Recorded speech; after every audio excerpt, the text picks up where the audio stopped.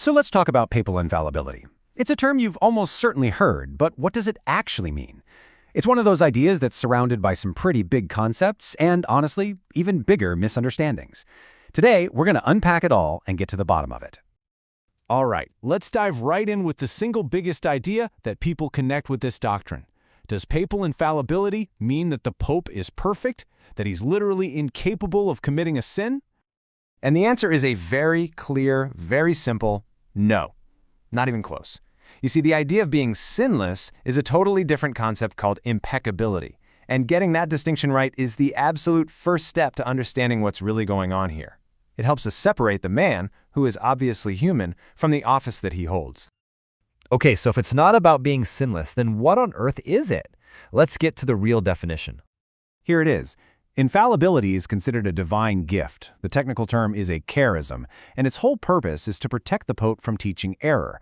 But, and this is a huge but, notice all the conditions. It only kicks in when he's making an official, definitive judgment on a very specific topic, faith or morals, and it has to be binding for the entire church.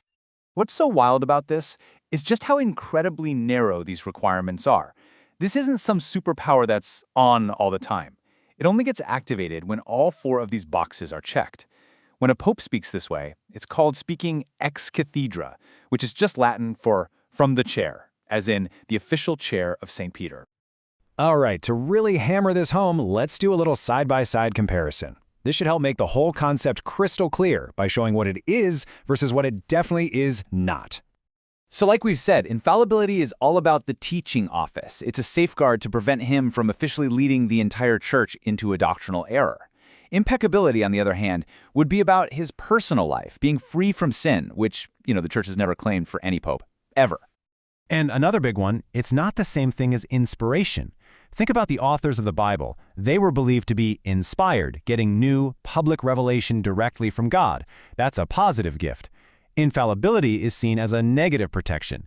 It doesn't give the Pope new ideas, it just stops him from officially teaching a wrong one. It guards what's already there. And this is a huge point. It means the vast, vast majority of things a pope says or writes are not covered by this. His weekly sermon? Nope. His personal thoughts on some theological issue? Not infallible. An interview he gives on a plane? Definitely not. A book he writes? Also no. This protection is reserved for incredibly rare and solemn moments. So if the church says this is such an old belief, why did they wait until the 19th century to formally define it as an official dogma? That's a great question. Let's take a look at the history.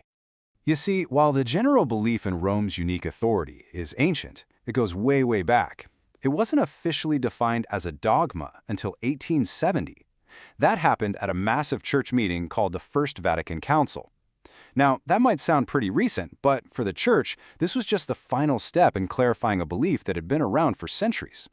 And here's the key thing to get. The council wasn't just inventing a new belief out of thin air. The definition was a direct response to all these debates that were raging in the 19th century about the Pope's power versus the power of governments and even other bishops. It was all about providing some much-needed clarity and settling the question once and for all. Okay, so where does this whole idea even come from? Let's trace it back to its roots. What does the church actually point to in the Bible and in its earliest traditions to back this up? Well, the number one scriptural touchstone is this famous moment in the Gospel of Matthew with Jesus' words to Peter.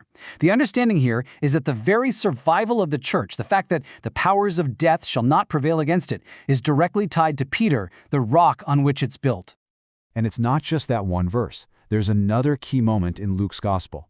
Just before his passion, Jesus singles out Peter and tells him that he has prayed specifically for him so that his faith won't fail, and that his job will be to strengthen everyone else. This is seen as a guarantee that Peter's office is protected for the sake of the whole church. But hey, it's not just about pulling out a couple of verses from the Bible. The argument is that if you look at the writings of the very first Christians, you can see this idea of Rome's special role starting to take shape really, really early. I mean, check this out. This quote is from St. Irenaeus of Lyons, and he's writing around the year 189. That's less than 100 years after the last apostle died, and he's already arguing that all the other churches around the world needed to be in agreement with the church in Rome because of its preeminent authority. So, after all that, what's the big takeaway? Papal infallibility is not about the Pope being perfect or being a genius who knows everything. Within Catholicism, it's understood as a very limited, very specific safeguard. Think of it as a tool meant to protect the unity of the Church by preventing its leader from ever officially teaching an error in faith and morals. And that kind of leaves us with a final, really fascinating question to think about.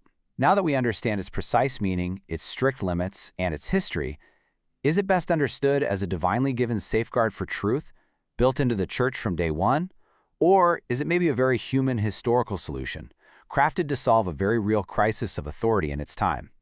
It's definitely something worth chewing on.